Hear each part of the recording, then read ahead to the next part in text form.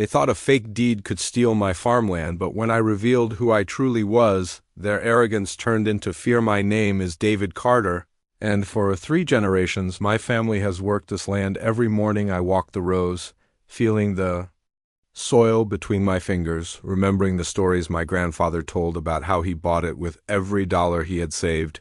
This farmland was more than property. It was legacy.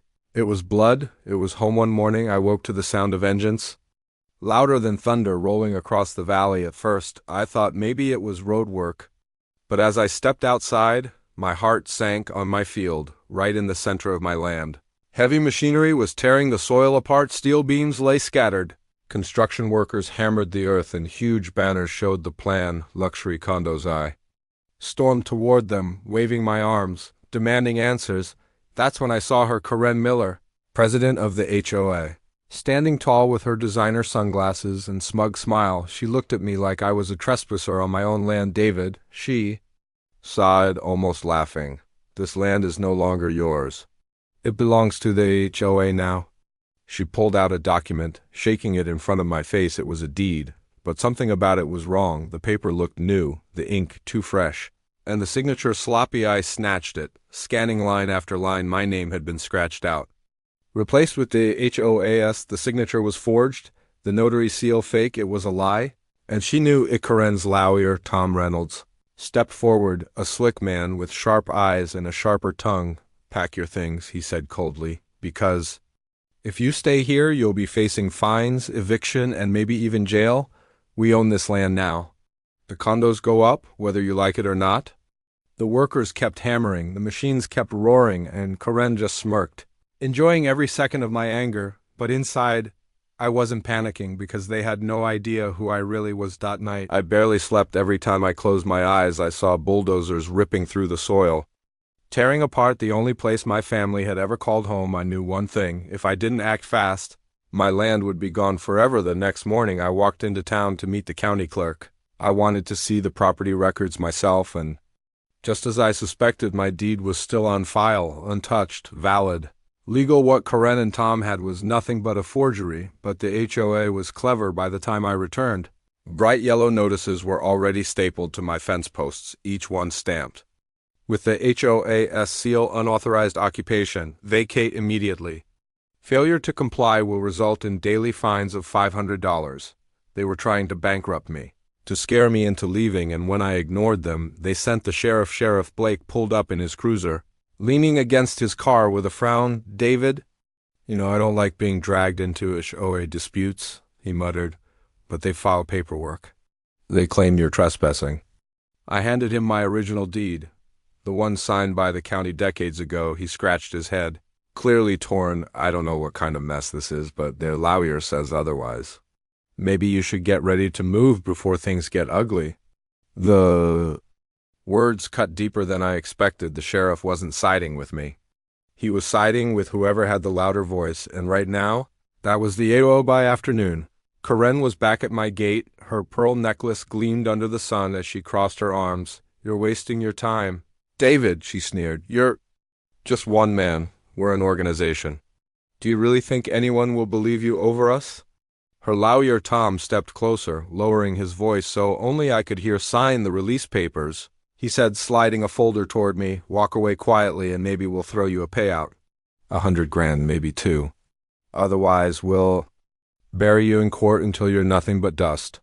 I stared at the folder, then at Karen's smug grin. They thought they had me cornered, but deep down, I wasn't afraid, because what they didn't know was that I had a card to play, one that would flip their entire scheme upside down, and soon I was going to use it. The next morning, I didn't bother arguing. I didn't bother shouting or wasting words on people who had already decided. I was nothing but an obstacle in their way. Instead, I stood at the edge of my land and watched as the machines growled to life again.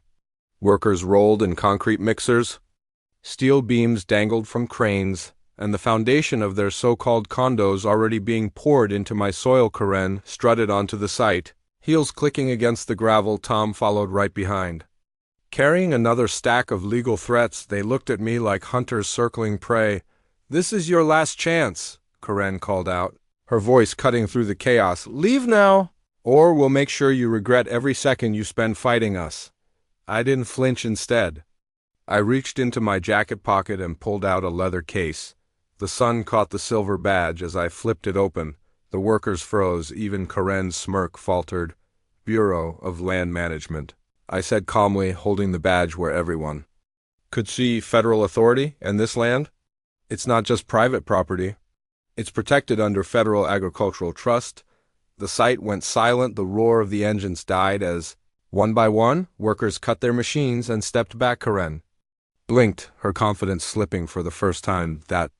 That's impossible," she stammered. "This land isn't on any federal list. We checked."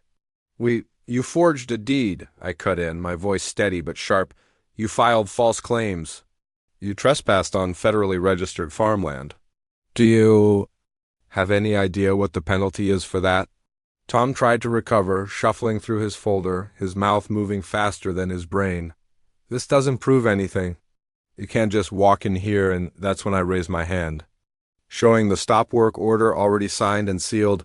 "This proves everything," I said, "effective immediately. All construction on this site ceases. Any continued work will be treated as a federal violation."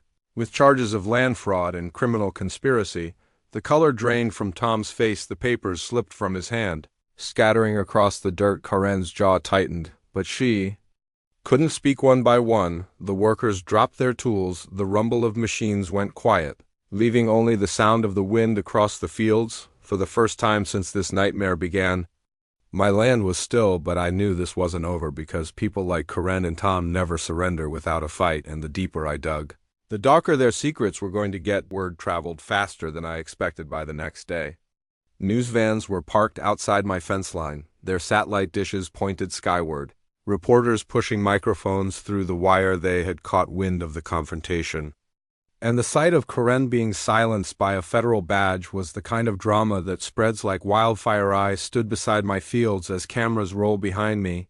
The half-finished concrete slabs sat abandoned, worksite equipment rusting in the sun. And in front of me stood Karen and Tom, faces pale, forced to answer questions they couldn't spin their way out of. "Mrs. Whitmore," one reporter shouted, "can you confirm the HOA submitted a forged deed to the county office?" Karen forced a smile, but her voice cracked. That's a gross exaggeration. We were simply trying to improve the community. Any paperwork issue was an honest mistake. The crowd didn't buy it. The sheriff, who had once told me to give up, now stood red-faced at the edge of the cameras, refusing to make eye contact with me.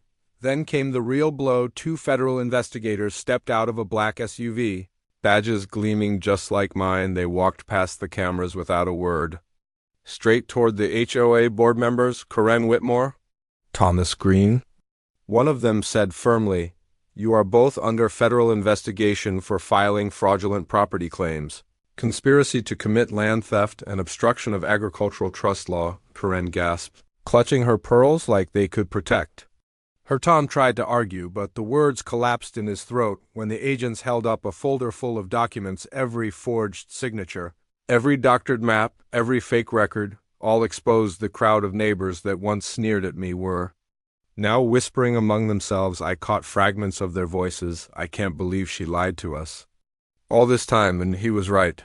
They almost destroyed his farm. For years, they'd treated me like an outsider. Now, for the first time, they looked at me with something different in their eyes. Not suspicion, but respect." Karen, however, wasn't finished. Even as the agents cornered her, she snapped back at me, "This isn't over, David. You think you've won, but people like me don't lose. We make the rules. We are the rules." But her voice cracked on the last word, and the cameras caught it. All the empire she built on lies had started to crumble, and for the first time, I felt like justice might finally be on my side. The investigation moved fast. Within a week, the county courthouse was flooded with subpoenas, depositions, and orders stamped with federal seals. The HOA building, once buzzing with arrogance, now stood quiet as agents carried out boxes of files and computers. Karen tried to rally support, calling emergency meetings with the board, but one by one, her allies abandoned her. Nobody wanted to be tied to a sinking ship. I watched from my porch as Tom's shiny SUV was hauled away on a flatbed tow truck. The same man who once threatened Me with eviction now stood on his lawn with his head in his hands. The weight of federal charges had crushed the smug grin right off his face, Karen. Though, fought until the very end, she stormed into hearings in her pearls and blazers, shouting about how she was the community, but every time she opened her mouth, another lie unraveled. Every false signature, every forged map, every hidden account came spilling into the light. The neighbors who once mocked me now turned their anger on her. They filled the hearing room, demanding answers, demanding justice, and Karen, once untouchable, stood alone. The final blow came when the federal judge slammed down his gavel, effective immediately. He declared, "The forged deed is null and void. The US construction project is terminated. The land is to be restored under federal protection, and charges against the board will proceed to trial." The room erupted. Reporters scribbled furiously. Cameras flashing. Karen's face went pale, her mouth opening but no sound escaping for me. It was over. The fight that had consumed my life for months had finally ended. Weeks later, I walked through my fields. The concrete was gone.